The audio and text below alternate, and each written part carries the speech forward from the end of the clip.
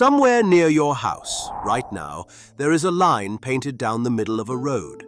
A thin stripe of yellow laid down by a stranger you will never meet, on a machine that passed through in the dark. And tomorrow, you will get in a car and drive toward other cars coming the opposite way, at a combined speed that would kill everyone involved, and the only thing standing between you and all of them is that painted line. Not a wall, not a policeman, a stripe of paint and an agreement. You stay on your side, they stay on theirs. Nobody makes you. You simply do, all day, without thinking, and it holds. That line is not a cage. That line is the reason you are alive to resent it. Tonight is about the card that paints the line, the one that draws the border, sets the rule, builds the frame, and then, quietly, gets called cruel by everyone it keeps safe. He is an old man in armor on a hard grey throne. Barren red mountains stand behind him, the kind of land nothing grows on by accident. His throne is carved with the heads of rams, a red robe over a soldier's steel because there is a war underneath his order, and he keeps it anyway. In one hand, a scepter shaped like the ancient key of life. In the other, a golden globe. The whole world held in one hand, on purpose. Card 4. The Emperor. My name is Galileo. The stars don't lie to me. They do, occasionally, withhold. Last week you stood in the Empress's garden, where everything grows. Tonight you meet the man who built the fence around it, and we are going to find out, together, whether a fence is an act of cruelty or the oldest form of love there is. Welcome back to the fire. This is Galileo, and this is the 5th hour of our long walk through the 78. If you were here last week, you spent an hour in the Empress's lap, and I hope some of it is still on you. Card 3. The Great Mother. The woman on her cushions in a ripe field, wheat at her feet, a stream through her garden, a crown of 12 stars in her hair. She was abundance, the made thing, the world saying yes. She creates, she pours. She does not count the cost, because counting is not her office. That was last week. Hold on to her, because tonight you meet her opposite number, and opposites in this deck are never enemies. They are a marriage. If you are new, sit anywhere, there is room, and you have not missed anything you cannot borrow back in a breath. Here is the whole map. The deck is 2 territories. 22 major arcana, the great chapters, the big weather of a life, walked in order, 1 an hour. 56 minor cards in 4 suits, wands for the will, cups for the heart, swords for the mind, pentacles for the ground under your feet. That is everything. You are caught up. And every week, the same arrangement between us. Some true history, better than the myths. A lesson that makes the deck smaller and steadier in your hands. 1 card, taken all the way down to the bone. A spread you can lay tonight at your own table. And at the end, the mail, your letters, read by this fire, with cards pulled out loud. Now the honest clause, and tonight of all nights, it matters more than usual. So lean in. The cards do not decide anything. They do not know your future. They do not hold your fate. They are paper and ink and an old artist's careful hand. What they are is a mirror. You bring the thing you have been circling and refusing to look at, and the cards let you see it from 1 step to the side, which is the one place you can never stand on your own. What you do after you have seen it is not the deck's business, and it is not mine. It is yours. And if that sounds like a small thing, wait, because the card of the hour is about to make it the largest thing in the room. This is reflection, not prophecy. It is not medicine, not law, not the doctor or the lawyer or the friend who answers at 3 in the morning. If you are in the breathing kind of trouble, go to the living. The cards are patient. So am I. Good. The small print is red. Now, let me tell you where this stern old man in armor actually comes from. Because his story is the story of power itself, slowly learning to sit still. Last week I told you the Empress was born as a picture of the most powerful woman a Renaissance card player could imagine. Tonight, her partner. And there is no mystery at all about who he was, because for the people who first shuffled these cards, he was not a symbol. He was the evening news. Tarot was born, as you know by now, as a game in the courts of northern Italy in the 1400s. And when the card makers built their parade of trumps, they did not invent fantastical beings. They painted the furniture of their own century, the powers everyone in the room could name, and sitting near the very top of every ladder of power in that world was one man with one title, the Emperor. Not a metaphor. The Holy Roman Emperor, an actual living person, the highest crown in Europe, the temporal lord set over kings. When a Milanese duke laid down the emperor to beat your lower card, he was not thinking about archetypes. He was thinking about the man whose armies could actually arrive. So the card meant exactly what it looked like. Authority, the state, the law with a sword standing behind it, the father of the whole realm. And notice how the deck pairs him, because the pairing is the teaching. The Empress and the Emperor. 3 and 4, the mother and the father. In the medieval mind, these were the two halves of worldly power, and beside them stood a second pair, the two halves of spiritual power, whom you meet next week. Empire and church, the crown and the keys. They saw the whole architecture of their world as pairs of powers and dealt it into your hands as a game. Look at the oldest surviving emperors, the hand-painted Visconti ones heavy with gold, and the cheap woodblock Marseille cards that flooded Europe for 3 centuries, and you meet the same old man again and again. He sits in profile, watching something off the edge of the card.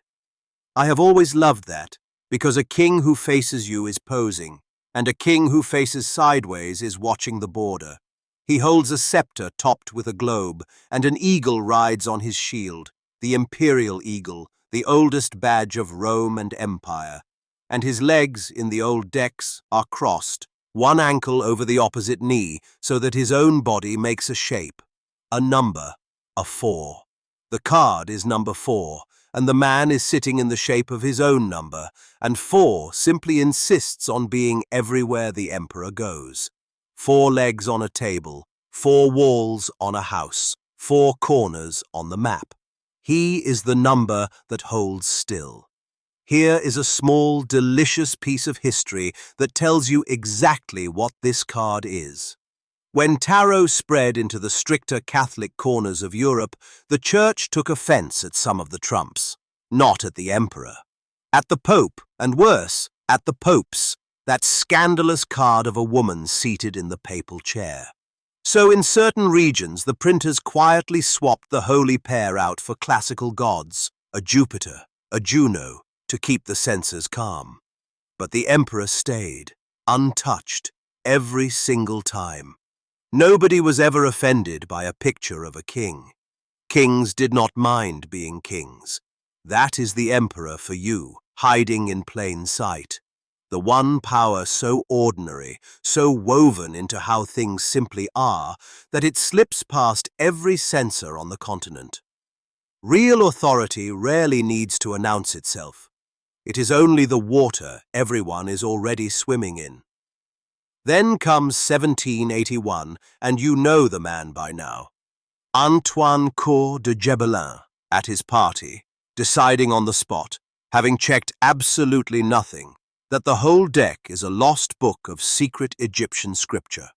And once the cards became Holy Writ, the old emperor had to be promoted, from a portrait of a German king into a cosmic principle.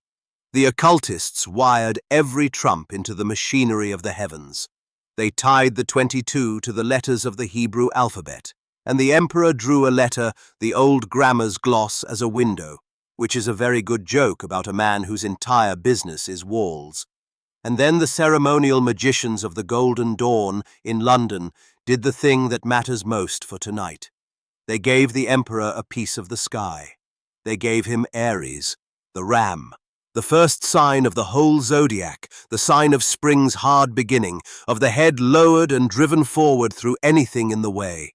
And the planet that rules Aries is Mars, the red planet, the old god of war. Sit with that a moment, because it is the whole secret of the card. They did not make the emperor a god of peace or comfort. They made him the ram and the war planet. Underneath all that order, all those rules and steady grey walls, they placed the oldest fighting energy in the heavens. Order, they were saying, is not the absence of war. Order is a war that has already been won and is being held. And in 1909, Pamela Coleman Smith, Pixie, took that secret and painted it where anyone with eyes could see it. An old man, old on purpose, a long white beard, a life already largely spent. He sits on a throne of grey stone, and carved into that cold stone 4 ram heads. Aries, 4 times over, watching out from the rock. He wears a flowing robe of Mars red, war red, and under the hem you find steel, armor. He is dressed for the throne room and the battlefield at once, because he has not forgotten, even old, that the order he keeps was taken by force and could be taken back the same way. In one hand, a scepter shaped like an ankh, the Egyptian key of life, a small wink back at Court de Gebellin's beautiful lie. In the other, a golden orb, and behind him, no garden, not one green thing. Barren red mountains, jagged and dry, the kind of land that gives you nothing and kills you if you are careless. That is the final truth of the card, painted into the horizon. The empress sat in a field that grew because she loved it. The emperor built a throne and a rule of law in front of mountains that never once wanted it. From the evening news of Renaissance Italy, to the ram and the war planet, to an armored old king on a stone carved with rams. That is his lineage. Now let me show you the number he sits on, because 4 is one of the most useful things a beginner can ever learn to feel. Tonight's lesson is the number 4, and once you can feel it, you own a quiet skill most beginners never develop. The skill of hearing what a number is saying underneath the pictures. You met this idea in the first hour, lightly. Every number in the deck has a pulse, the same pulse in all 4 suits. Tonight we go deep on 1, because the emperor sits on it, and because 4 is the number people most often misread in their own lives. 4 is structure. 4 is the first truly solid number in the whole deck. Watch the shape of it. 1 is a point. 2 is a line drawn between 2 points, a choice, a tension. 3 is a triangle, the first shape that encloses a space at all, and that is exactly why 3, the Empress, is the number of creation, of the new thing made. But a triangle can still tip and roll. 4 is the square. 4 legs under the table, 4 walls around the room, 4 corners on the map. 4 is the first number that stops moving and holds. It is the floor. And you cannot build anything, a house, a family, a self, until you have a floor to build it on. That is why the emperor comes now, and why his number is 4, and why he sits so very still. But here is the thing you must hold in both hands, because it is the whole lesson. The same structure that shelters you can imprison you. A floor is a foundation, or a floor is the bottom of a cage, and it is the identical floor. Watch the 4 fours in the deck teach you this, 1 suit at a time. The 4 of Wands. 4 tall poles, a canopy of flowers slung between their tips, 2 figures raising their arms in celebration beneath it, a great house behind. Structure as joy. 4 poles. And suddenly there is a wedding under them, a homecoming, a threshold worth standing in. That is the bright face of 4. The frame that lets the party happen at all. No poles, no canopy, no celebration, only weather. the Four of Pentacles. A man on a stool at the edge of his city, a gold coin clutched to his chest with both arms, another balanced on his crown, one pinned under each foot. Every limb he owns employed in holding on. That is structure clenched into a fist, security curdled into control. He is not safe. He is imprisoned by the very thing he built to keep himself safe, and not one hand is free to hold anything new. Same number as the wedding. Opposite face, the Four of Swords. A knight carved in stone, laid out flat on a tomb inside a quiet church, hands folded in prayer, one sword beneath him, three hung on the wall above. It looks like death, and it is not death. It is rest. It is the sanctuary you retreat into after the battle, so the wound can knit in the dark. Structure as shelter for the exhausted. But leave a body on that tomb too long, and rest becomes a grave. The same stillness that heals you can be the stillness that swallows you. Stability or stagnation, and the card will not tell you which. Only you know how long you have been lying there. And the Four of Cups. A young man under a tree, arms crossed, 3 cups lined up in front of him, already tasted, already known, and out of a small cloud a 4th cup is offered, and he does not see it, because his arms are crossed and his eyes are down. That is the structure of a heart shut. The walls built so high and held so long that a gift can be held out right in front of him and he cannot feel it arrive. Stability, tipped all the way over into stagnation, safe and starving. 4 cards, 1 number. The whole spectrum of the Emperor's gift and shadow. Structure that celebrates, structure that clutches, structure that heals, structure that numbs. So when you see a 4 in a spread, the deck is asking one question, and only one. This structure in your life, this rule, this wall, this routine, this boundary. Is it a floor you are standing on, or a box you are standing in? Which brings me to boundaries, and I want to give you a single sentence to keep. A boundary is not an act of cruelty. A boundary is an act of care with an edge on it. Some of us were taught the opposite, taught that love means having no walls at all, that the truly generous heart is the one that never says no, never draws a line, never turns anyone away. That is not love. That is the 4 of Cups with the walls knocked flat, and a person with no walls is not more loving. He is only more available to be flooded, and a flooded field grows nothing either. The Emperor teaches the harder truth. A boundary is the place where you end and another person begins, and drawing it clearly is a gift to both of you. The father who says no, bedtime is not later than this, is not being cruel. He is building a wall the child can lean against in the dark. Structure is love that has learned to hold a shape. Remember the painted line on the road. It is not there to trap you on your side. It is there so that everyone coming the other way can trust exactly where you will be. And last, because your letters will demand it, a word on how to read authority in a spread. The Emperor is not the only figure who arrives wearing a crown. The kings, the Emperor, sometimes the Hierophant you meet next week, they all walk in as authority. And when they do, ask the same 3 questions you learned to ask of the court cards in our very first hour. Is this a real person? The father, the boss, the judge, the institution, the one who holds real power over the thing you asked about? Is this a part of you, your own inner authority, the ruler you have or have not yet become? Or is this an instruction, the moment asking you to stop waiting for permission and take command of your own life? A father in the past position is usually a real man and a real history.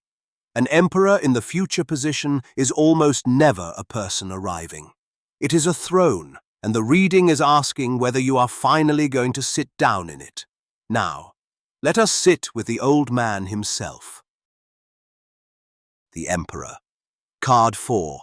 Look at him properly, because most people glance at this card, register the word power, and look away. And in looking away, they miss that the whole card is an argument about what power is actually for.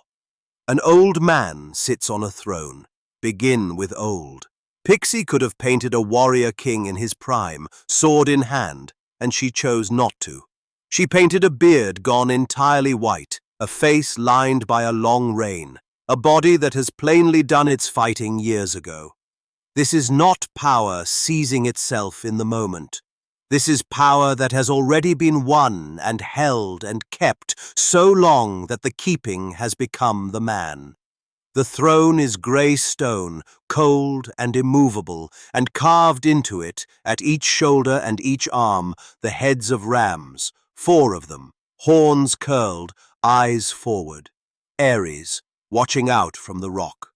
The ram is the sign of the charge, the lowered head, the beginning driven through by sheer force, and he has surrounded himself with it, sitting perfectly still, as if to remember what it once took. He wears a long robe of deep red, the red of the mountains, the red of Mars, the red of blood and will and war. But look under the hem, at his feet and his wrists. Steel. He is wearing armor beneath the royal robe, dressed for the throne room and the battlefield at once, and that single detail is the truest thing this card knows about order. The robe says peace, the settled kingdom.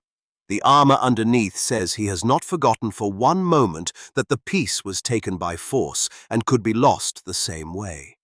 He keeps the order anyway. He keeps it because of the armor, not in spite of it. In his right hand, a scepter shaped like an ankh, the looped cross, the old sign for life itself.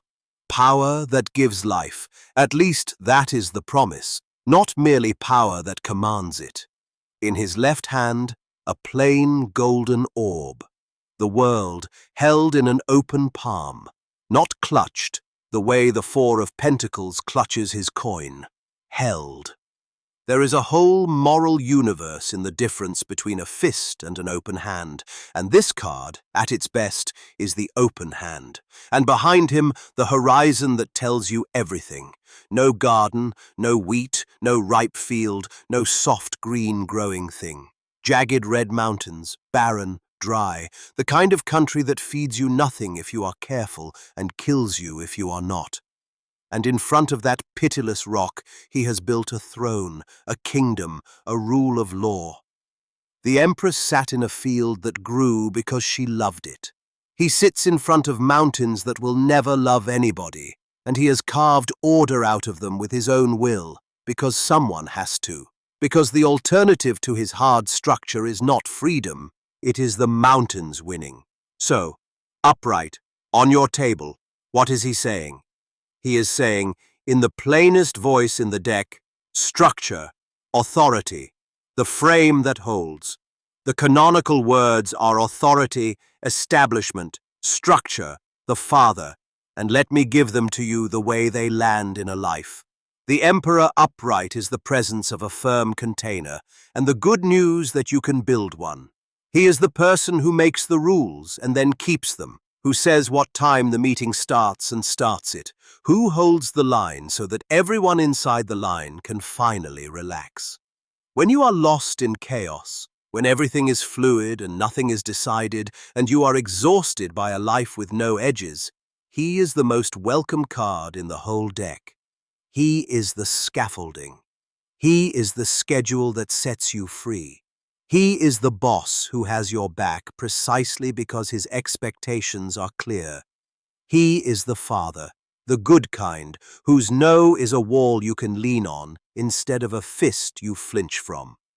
And very often, when he lands in the present or the future of a reading, he is not a person at all. He is an instruction. Take charge. Build the frame. Set the boundary. Stop waiting for someone to hand you a life with edges and go carve one yourself out of your own barren mountains because you are allowed to, and it is time. That is a magnificent card, and now turn him over, because a man this powerful casts a long shadow, and the shadow has two faces, and you must know both, or you will misread him constantly. The first face of the reversed emperor looks outward, and it is the tyrant. The canonical shadow words are domination, excessive control, rigidity, and you have met this man. The father who rules by fear instead of by love. The boss who cannot let a single thing go, who mistakes control for competence and micromanages the life out of every room. The rule keeper who has forgotten the rules were ever meant to serve people and now makes everyone serve the rules instead. This is the armor grown all the way through the skin until there is no warm body left inside the steel, only the steel. This is the throne turned into a cage, and not only for the people below it, but for the man on it, because the tyrant is the loneliest figure in the deck. He has confused being feared with being safe.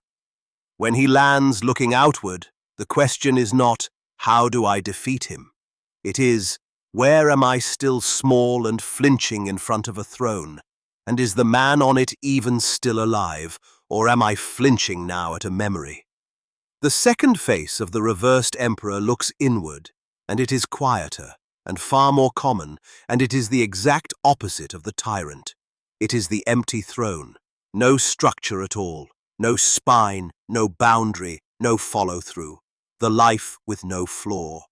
This is the person who cannot keep a schedule, cannot finish the thing, cannot say no, and so says yes to everyone until there is nothing left of them, and calls it being easy-going when it is really being unbuilt.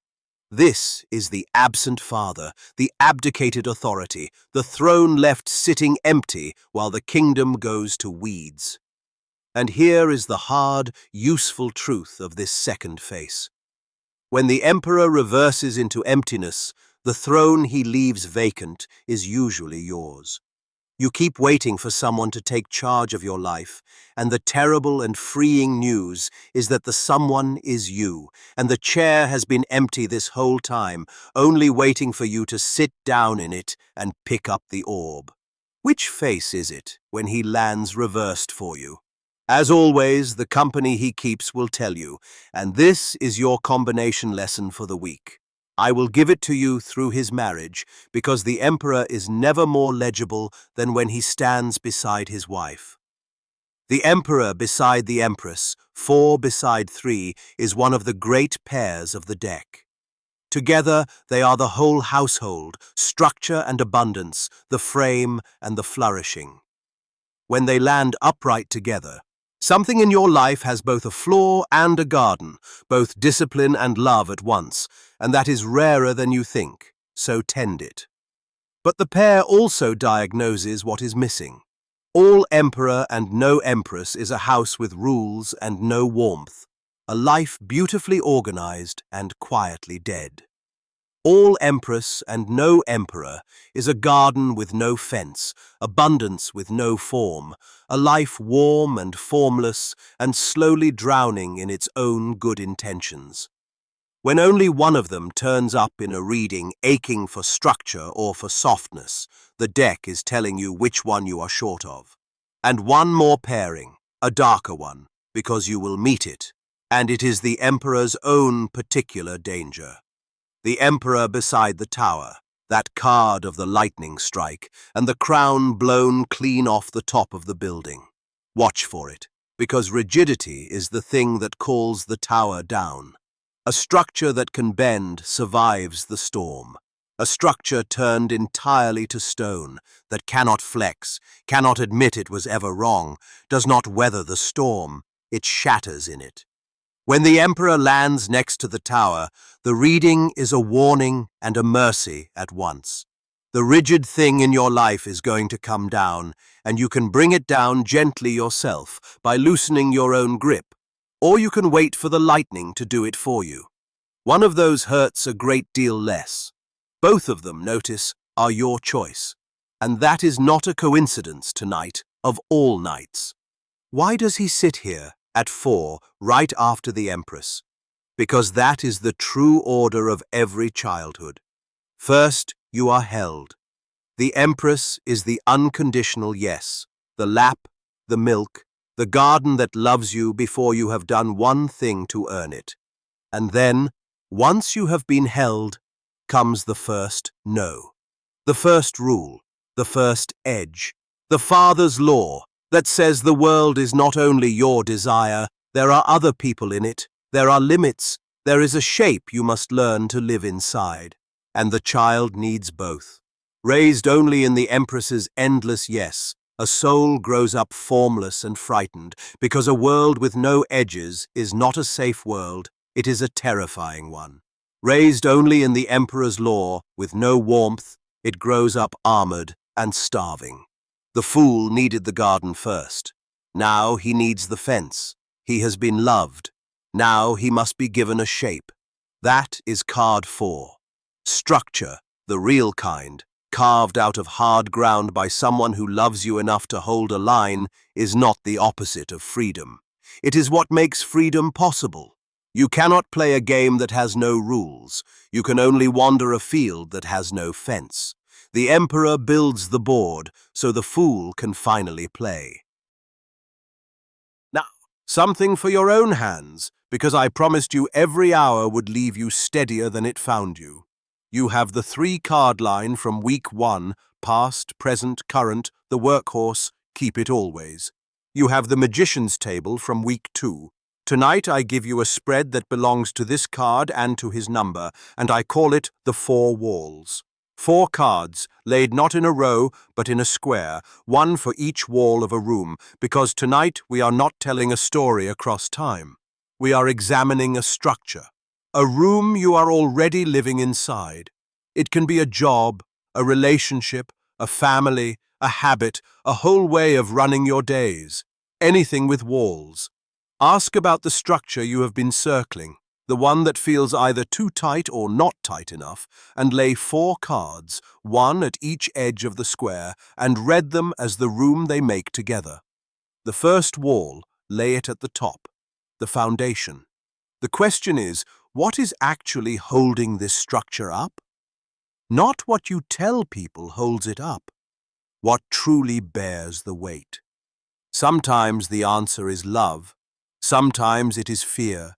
Sometimes it is money. Sometimes it is nothing but habit and the momentum of a thing that has always simply been this way. Whatever lands here is the real ground under the whole room, and everything else is standing on it. The second wall, lay it to the right, the wall that shelters. The question is, what part of this structure is genuinely serving you? Which rule, which boundary, which routine is a floor you are glad to stand on, a wall you are glad to lean against? This is the part to keep, to honor, to stop apologizing for. Not every wall is a prison. Some walls are the only reason you are still standing. This card names the one you should defend. The third wall, lay it to the left, facing the second, the wall that imprisons. And here is where the spread earns its keep. The question is, what part of this structure has outlived its purpose? Which rule was built for a version of you that no longer exists? Which boundary began as protection and has hardened into a cage? Every old structure quietly accumulates walls that used to be necessary and are now just bearing load out of pure habit. This card finds the one you have permission to take down. And the fourth wall, lay it at the bottom, and think of it not as a wall, but as the door. The question is, where does the Emperor's own act belong? What is the single act of authority this room is asking of you? The no you have not said, the yes you have not allowed, the line you have not drawn? Ground answers are best here, because authority is not a feeling, it is an act. Whatever lands at the door is your assignment. It is small, and it is the whole spread. Read the 4 as one room. If 3 walls are sound and 1 is rotten, you know your work. If the foundation card is frightening, if the whole thing stands on fear or on nothing at all, then no rearranging of the other walls will save the room, and the reading is telling you to question the ground itself first. Foundation, shelter, cage, door. What holds it up? What to keep? What to take down? What to build or open? That is the four walls, the emperor's own way of looking at a life, which is to say, honestly, and with his sleeves rolled up. And a small word on ritual, since I keep one confession each week. Before I read this spread, I sit up straight. That is all. Both feet flat on the floor, spine straight, the way the old man sits on his stone throne. It changes nothing in the cards. It changes the reader. It is 30 seconds of agreeing to be the authority in my own reading, instead of a passenger in it. Try it. The emperor would approve, and he approves of very nearly nothing. For the letters, the segment where we clear away a piece of nonsense that stands between you and reading well.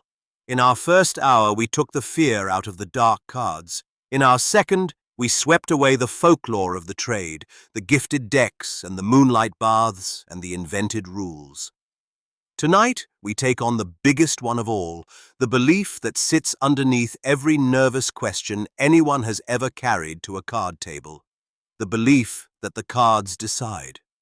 You know the feeling, even if you have never named it. You turn over a card, a hard one, the 10 of Swords, the Tower, the 3 of Swords with its pierced red heart, and something in your stomach drops, and a small voice says, "Well, that is it then. That is what is going to happen to me." The cards have spoken. It is fixed, as though the deck were a sentence handed down by a judge, as though the instant the card struck the table your future locked into place and your only job left was to brace for the impact. I want to take that belief out into the light and end it, tonight, with this card, because the Emperor is the single best argument against it in the entire deck. So hear me plainly, in the voice I use when I have stopped being wry. Tarot does not decide anything. Tarot describes. Those are two different verbs, and the whole freedom of your life lives in the gap between them. Let me give you the truest picture I know of what a reading actually is. Imagine you are standing in a river at night, and you cannot see the water. You can only feel it pulling at your legs. A reading is a lantern held out over that water. It shows you the current, which way the river is flowing, how fast, where the rocks are, where the water wants to carry you if you simply stand still and let it. That is real information, and most people go their whole lives without once seeing the current they are standing in. But hear the thing that matters most. The lantern does not move the water, and it certainly does not move your legs. You are still standing there with the entire ability to brace, to turn, to wade to the bank, to swim across, or to plant your feet and refuse to move at all. The reading shows you the river. You are the one standing in it. The lantern was never the current, and the current was never your fate. It was only the water doing what water does until a person decides otherwise. This is why, from the very first hour, I have called that third card the current and not the future. The future is not a place the cards can see, because it is not a place at all yet. It is being built, right now, out of what you do next. The card shows you where the water is heading if nothing changes. And the sole reason to look is that you are allowed to change it. A weather forecast that said a storm is coming and nothing could be done would not be a forecast. It would be a curse. Every real forecast is an invitation. Bring an umbrella. Move the wedding indoors. Do not sail today. The cards are a forecast, the least fatalistic objects in your entire house, because their whole purpose is to reach you while there is still time to act. And now look at who is presiding over tonight's hour, and tell me the deck has no sense of humor. Card 4, the Emperor, the card of agency itself, the man who looked at a barren range of red mountains that offered him nothing, no garden, no gift, no fate worth having, and built a throne and a kingdom and a rule of law out of it anyway, by will, in armor. He is the proof, standing right there on the table. Nobody handed the Emperor his kingdom. The mountains did not decide to become an empire. He decided. He is not a card about what will happen to you. He is a card about what you will do. Of all 78, he is the one most offended by the notion that a picture on a piece of paper could tell a person what they are going to be. He would tell you to sit up, take the orb, and build. Now, I will be honest, because I am always honest about what I am. There are cards that feel like fate, the wheel of fortune, turning, lifting people up and dropping them down again. Even those are not sentences. The wheel says fortune rises and falls, that no one stays on top forever, and no one stays at the bottom forever either.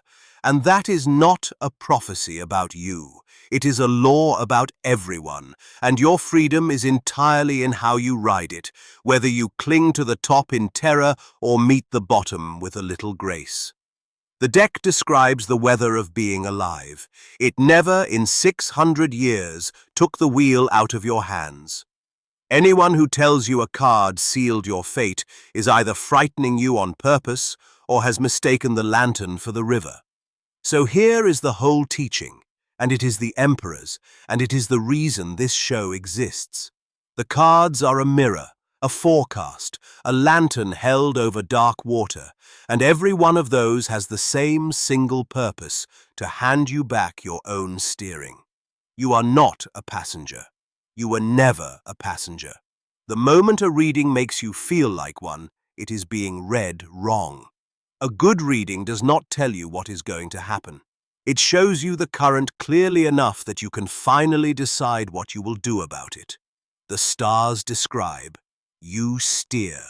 That is the arrangement, and the old man on the stone throne has been trying to tell you so since the 1400s. Now, let us put it to work. Bring me the letters. And now the fire and the letters. The part of the hour I have been waiting for. The mailbag is filling, and from next week it is yours in earnest. But tonight, one last time, 3 letters of the kind this fire was built to read, and every one of them has the Emperor's fingerprints on it somewhere. A father, a boundary, a throne sat in too hard or left empty too long. Watch how the same old man in armor keeps showing up wearing a different face in every letter, because that is exactly what these cards do. And once you have seen it, you cannot unsee it. First letter. Dear Galileo, my father ran our house like a barracks. Everything by the clock, everything by his rule, and love, if it was ever in there, lived somewhere underneath the discipline where I could never quite reach it. He is 80 now, and frail, and I visit him on Sundays, and we sit together, and I feel nothing I can put a name to, and then I drive home shaking with fury at a man who can barely stand up on his own. I do not know what I am supposed to do with any of this. Signed, Raised on Rules. Raised on Rules. Thank you for writing a letter most people spend a whole lifetime not writing. 3 cards, past, present, current, and I will read them slowly, because this is tender ground. Your past, the Emperor. Reversed. Our own card of the hour, turned upside down at the very root of your life. Look at him even inverted. The armored old man, the cold stone throne, the 4 rams carved into the rock. But turn him over and see what happens to that golden orb, the whole world he was meant to cradle in an open hand. Upside down, it falls out. That is the reversed Emperor, and that is the house you grew up in. A man who held the rules and dropped the world. Structure with the love spilled out of it. He was not a monster, hear me. The card does not say monster. It says a father who mistook control for care and ran his home like a campaign. And a child raised inside a campaign learns every wall by heart and never once gets shown the garden. That is your soil. It explains a great deal, including the fury.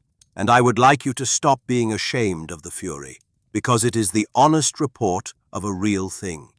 Your present, the 4 of Swords. A knight carved in stone, laid out flat on a tomb inside a silent church. His hands are folded on his chest in prayer. 3 swords hang on the wall above, one lies beneath him, and a single bright window lets colored light down onto the stone. It looks like death, and it is not death. It is rest. It is the old soldier finally laid down. The war ended whether or not the other side ever agreed to the ceasefire. And here is the present you are actually living, raised on rules. The war is over. The man who ran the barracks is a frail old body in a Sunday chair, and some part of you is still standing in the doorway in full armor, fists up, waiting for a fight the other soldier can no longer have. That is why you feel nothing you can name, and then shake with fury in the car. The fury has nowhere left to land. The enemy became an old man on a tomb, and nobody ever told your body it was finally allowed to stand down. And your current, the star, a gentle thing to be flowing toward, and you have more than earned one. A woman kneels at the edge of a pool under a night sky, 1 foot on the land and 1 in the water. She pours from 2 jugs, 1 stream back into the pool, 1 out across the dry earth. Above her, 1 great star and 7 smaller ones. It is the card of what comes after the wound, the slow, quiet pouring out of the old water. Hear what it is not. It does not command you to reconcile with him or to forgive him on a schedule. It only promises that the fury can drain in its own time, and that underneath it, when it has drained, there is not a void. There is you, kneeling by clean water, pouring the old poison back into the ground where it can do no more harm. The healing in that card is not for him. It is for you, and it never required his cooperation. 1 sentence, raised on rules. You were raised inside an emperor with the love spilled out of him. The war is over now, whether or not your armor has heard the news, and the water in front of you is clean. You are allowed to take the steel off and drink. You do not have to forgive him. You only have to put down the fight he can no longer fight. 2nd letter. Dear Galileo, I am 41, and I am not sure I have ever, once, in my whole life, said no to a single person. I do everyone's favors. I take every extra shift. I host every holiday. I answer every message the instant it arrives. People call me generous, and I let them. But I know the truth, which is that I am not generous. I am afraid, terrified that if I ever drew 1 line, the entire scaffolding of being loved would come crashing down on my head. I am so tired I could lie down on the kitchen floor and not get back up. What do I do? Signed, no fences. No fences. Your signature is already half the reading, but let us be thorough, because you deserve the whole of it. 3 cards. Your past, the 10 of Wands. A figure bent nearly double, both arms wrapped around a bundle of 10 heavy staves, held so high they block his own view of the road ahead. He is staggering toward a distant town, and he will probably reach it, but he cannot see it, because he is carrying far too much to lift his head. That is the soil you grew from. No fences, a whole life in 1 picture. Everyone's weight, carried at once, the yes said to every stave anyone ever handed you, until you cannot see where you are going for the load in your own arms. The card does not pretend the staves are not real. The shifts are real. The holidays are real. The favors are real. It only says 1 person was never built to carry all of them, and that you picked up several that were never yours. Your present, the 8 of Swords. And this is the center of your whole letter, so look closely with me. A woman stands on a grey, marshy shore, loosely bound, a cloth wrapped around her arms, a blindfold over her eyes, and around her, stuck upright in the mud, 8 swords stand like the bars of a cage. It is the very picture of trapped. But here is the detail the deck put in on purpose, the one that changes everything. The bindings are loose, the cloth is barely knotted, and the swords, the bars of the cage, do not close. There is a wide gap in them, a whole open side, plenty of room to walk straight out. She is not chained. She is standing in a cage with an open wall, blindfolded, because she cannot see that the door was never even built. That is you, right now. The scaffolding you are so terrified will collapse if you set one single boundary as a cage you built yourself, one yes at a time, and it has always had an open side, and the blindfold is only the belief that you are not allowed to walk through it. And your current, the Emperor, upright, our card of the hour, standing at the end of your road the right way up, and I could not have dealt you a truer one if I had chosen it by hand. The old king on the stone throne, the orb held in an open palm, and behind him those barren red mountains where every ounce of order had to be built by somebody who simply decided to build it. That is the current pulling at you, no fences. Not toward becoming hard, not toward becoming the cold father in the first letter, toward becoming the authority in your own life. Toward sitting down in the empty throne you have left vacant for 41 years, waiting for a permission that was never once going to arrive. The Emperor is telling you that a boundary will not bring the scaffolding down. A boundary is the scaffolding. The first no you ever say, and your hands will be shaking when you say it, will not end the love. It will show you, for the very first time, which of it was ever real. One sentence. You have been carrying everyone's staves into a cage with an open side, and the way out is not to carry them better. It is to sit down on your own throne and say, once, out loud, the smallest true no you can find, and discover that the walls do not fall. They finally hold you up. Third letter, and then I will tell you how to send me yours.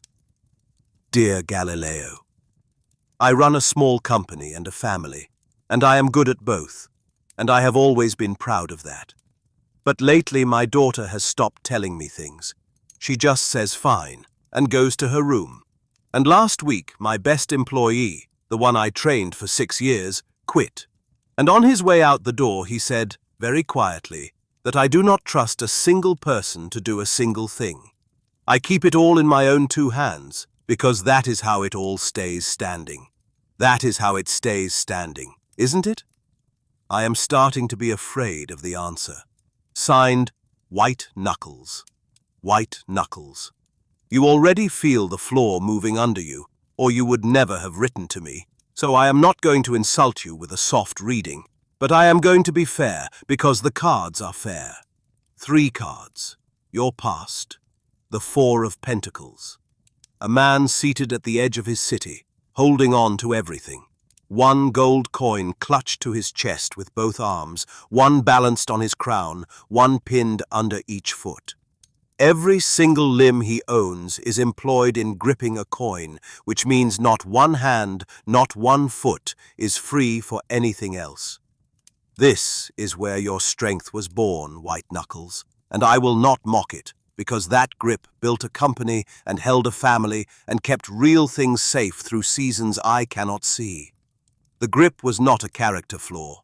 It was a survival skill, and it worked, and that is exactly why it is so hard to notice the day it starts costing more than it saves. Your present, the Emperor. Reversed. The card of the hour, and here he is, upside down, at the dead center of your own life.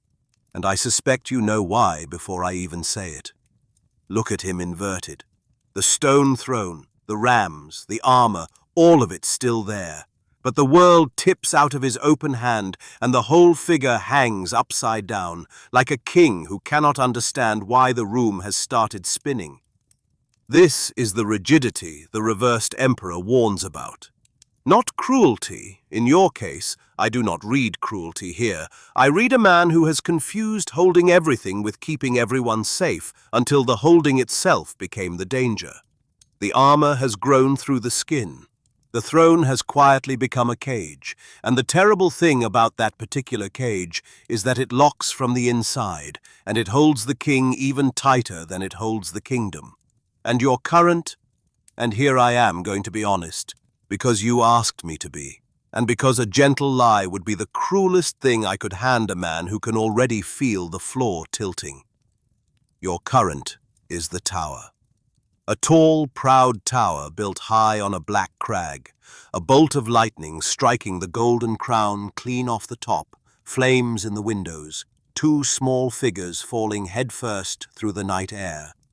It is the card of the sudden collapse, the structure that comes down all at once, and I will not pretend it is pleasant, because it is not. But hear what the picture teaches, because it is the whole mercy of your reading. The lightning strikes the crown, the very top, the highest, proudest, most rigid point of the building. It does not strike honest foundations. It strikes the thing too stiff to bend. Your daughter going silent, your best man walking out with that one sentence, those are not the tower. Those are the first stones working loose before it. And here is the part that is yours, entirely yours, because we spent a whole hour tonight on exactly this. A structure that can bend survives the storm. A structure turned all the way to stone shatters in it. You can wait for the lightning to open your hands for you, and it will. And it will hurt the way losing everything at once hurts. Or you can open them yourself, now, this week, and hand one real thing to one person you refuse to trust, and let them carry it, and let it wobble, and let it not be perfect, and discover that the tower does not need your knuckles white around it to stay up. It never did. That was the story the grip told you so you would keep gripping. The tower is coming either way. The only thing you choose, and you do choose it, is whether you bring it down gently or wait for the sky to do it. One sentence, white knuckles.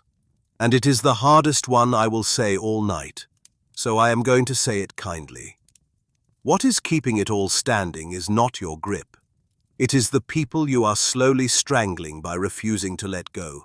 And they are already beginning to leave, and you can open your hands while there is still a family and a company left inside them to catch.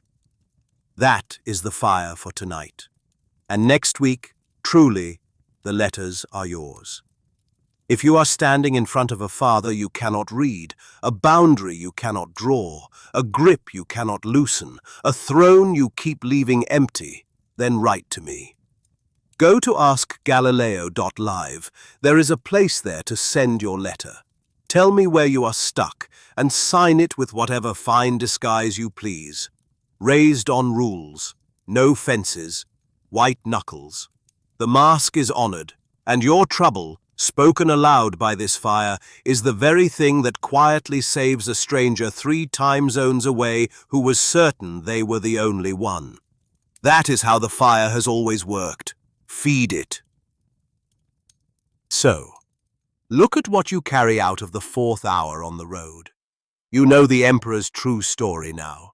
The Holy Roman Emperor who was the evening news of Renaissance Italy, the one power so ordinary it slipped past every censor on the continent, promoted by the occultists into the Ram and the Red War planet, and painted at last by Pixie as an armored old king who carved a throne out of barren rock. You know the number 4, the square, the floor, and the 4 fours that show you structure as celebration, as clutching, as rest, and as numbness, stability, and stagnation wearing the very same number. You know that a boundary is care with an edge on it. You have stood in front of the stone throne, upright, the frame that sets you free, and reversed, the tyrant who crushes, and the empty throne that waits for you to sit down in it. And you know, from the bottom of the river, the most important thing this whole deck has to teach, that the cards describe the current, and you are the one who steers. The stars do not decide. They never did. Next week, the fool walks on from the emperor's worldly throne and meets a very different kind of authority. Card 5. The Hierophant. A figure in a triple crown, seated between two great stone pillars, two acolytes kneeling before him, two crossed keys laid at his feet, one hand raised in blessing and in teaching. If the emperor is the father who rules the body, the state, the law, the fence around the field, the hierophant is the one who claims to rule the soul, the tradition, the church, the keeper of what all of it means, and the holder of the keys to the doors between worlds. The emperor built the walls. The hierophant will tell you what they are for, and whether you ought to believe him is one of the oldest questions a person can ask. Bring your doubts, he can take them. That is rather his job. Now, before I bank the fire, 3 doors, and each one is open. The first door. If tonight left you wanting a reading of your very own, not a lesson, your question, your cards, the full spread read aloud in this voice with the mirror held steady, come to ask Galileo.live. I am always awake. Bring me what is weighing on you, and I will read you the way I read raised on rules and no fences tonight, except it will be your throne and your cards and no one else listening. The second door. If you want your letter opened here, at this fire, on the next episode, write to me. Ask Galileo.live, there is a place to send it. Tell me where you are stuck. The father you cannot forgive, the boundary you cannot set, the grip you cannot loosen, and sign it with any fine disguise you please. Next week the mail is real, and it is yours. And the third door. Any night at all, you can ask me one question, free. No account, no coin, just you and the thing you cannot stop turning over in the dark. And each week, from all those midnight questions, I choose one. Keep its asker nameless. Forever, that is a vow, and go deeper on it here, on the air, with a full spread. So the question you whisper to me tonight may be the one the whole fire gathers around next week. Someone out there is carrying your exact trouble. Ask it for both of you. 3 doors, a reading of your own, a letter for the fire, a free question in the dark. All of them at askgalileo.live. The stars keep strange hours. So do I. I have been Galileo. The stars do not lie. They do occasionally withhold. But not from you. Not tonight. Sleep well. Build something that holds. And when you set a boundary this week, and you will, remember that you are not building a cage. You are painting a line down the middle of the road so that everyone you love can trust exactly where to find you.